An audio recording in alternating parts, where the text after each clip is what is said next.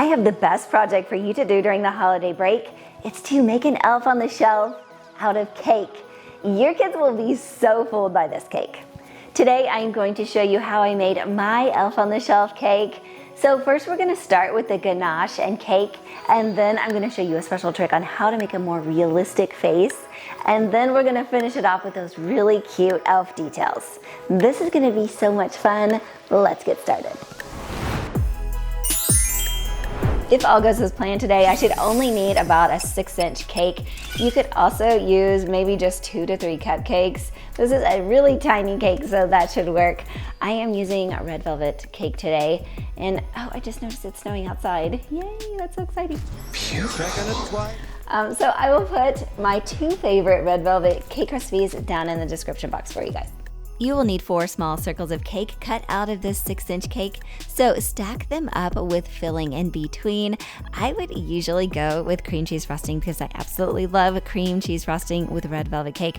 But this time, since this cake is so small and I'm carving it, I thought it would be best to go with white chocolate ganache instead. And white chocolate ganache is still an excellent choice. It tastes good, and I don't have to worry about it spilling out the sides of the cake. Next, I'm carving this cake into the body shape, which is slightly more tapered at the top. And if you're wondering why I have a lollipop stick stuck into it, it's because it makes it so much easier to hold on to while I'm carving it. I think I'm just gonna leave it there too because I'll probably need it later to hold up the head. And once you have it carved, you can then cover it in a layer of white chocolate ganache and then a layer of red modeling chocolate. This elf head looks pretty tricky to make and almost impossible to match exactly, but what we're going to do is we're going to make it simple by using a mold making kit. And this kit is safe for food, and you can buy it at the craft store or on Amazon. And what you do is mix together the 2 materials inside of it, and that will create a putty, which you can then press around the face of the elf. What happened the first time I was making this mold was that I got the putty on the felt part of the elf. And for me, I'm not really worried about getting putty stuck on the elf. It doesn't bother me. But I know that most people would not want that to happen to their elf. So the second time, I wrapped it just around his face, and that worked out perfectly.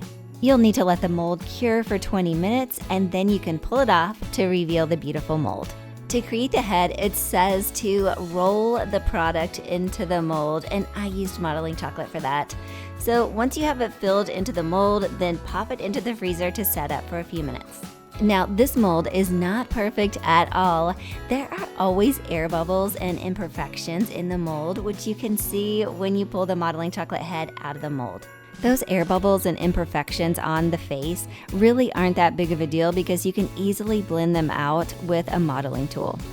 And even with the imperfections, I think this is so much better than what I could ever make by hand. Let's finish this cake off with some cute elf details. I almost gave this cake a medium difficulty level because painting eyes is pretty difficult. Using the right paints though will help out so much. I like to use Portaleo paints when painting details like this. I just think they go on so much better than using a gel color. Something that I just learned, and I can't believe I just learned this, is that if your paintbrush is frayed or misshapen, all you need to do is dip it into some boiling water, and that will bring it back to its original shape. That came in really handy when I was painting the eyelashes because you need a super fine and perfectly straight paintbrush for this. I think that looks fantastic and finishes off my elf perfectly. I wanted to come up with a new and innovative way to show you all how to create the fabric-y, felt-like texture on the elf, and I tried so many different things, but what worked the best for me was just this regular old toothbrush that I have. It's a toothbrush I use just for cake decorating. And there's no real special trick to it. You just want to press it into the fondant or modeling chocolate while it's still soft, so it's super easy.